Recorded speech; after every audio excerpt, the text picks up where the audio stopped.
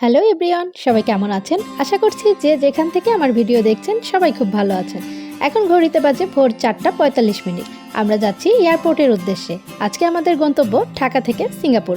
আমাদের টিকিট কাটা হয়েছে বাংলাদেশ বিমানে। টিকিটের প্রাইস যেহেতু ওঠানামা করে তাই আর সেটা বললাম না, তবে চেষ্টা করবেন আপনার ট্রাভেল ডেটের কিছুদিন আগেই টিকিট কেটে ফেলার, তাহলে প্রাইস কিছুটা কম হতে পারে। ঢাকা থেকে সিঙ্গাপুর যেতে আমাদের যেসব ডকুমেন্ট লেগেছে তা হচ্ছে ভ্যালিড পাসপোর্ট, সিঙ্গাপুর অ্যাম্বাসির রিকোয়ারমেন্ট অনুযায়ী ছবি, 6 মাসের bank statement, bank solvency certificate, আর জব হোল্ডারদের জন্য এনওসি, আর যারা বিজনেস করেন তাদের জন্য ট্রেড লাইসেন্স লাগবে। আর ভিসা প্রসেসিংয়ে আমাদের কোনো ঝামেলাই পোহাতে হয়নি, কারণ ভিসা প্রসেসিংয়ে আমাদের হেল্প করেছে TVD holidays. Thanks to TVD holidays.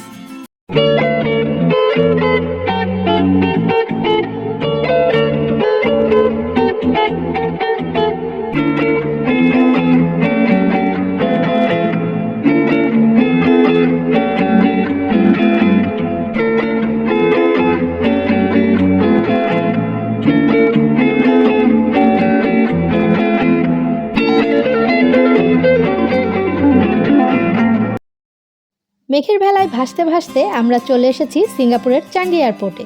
Singapore এয়ারপোর্টটা অনেক সুন্দর আর বিশাল বড়। এয়ারপোর্টের ভিতরে ঘুরে দেখার জন্য অনেক সুন্দর সুন্দর জায়গা আছে। শুধু এয়ারপোর্টটা এক্সপ্লোর করতে গেলে কোন দিক দিয়ে আপনার 4 থেকে 5 ঘন্টা নাই হয়ে যাবে আপনি বুঝতেও পারবেন না। সিঙ্গাপুরের ইমিগ্রেশনটাও ছিল অনেক স্মুথ। যদি আপনার সব ডকুমেন্ট ঠিক থাকে তাহলে শুধু পাসপোর্টটা স্ক্যান করেই আপনি ঢুকে যেতে পারবেন।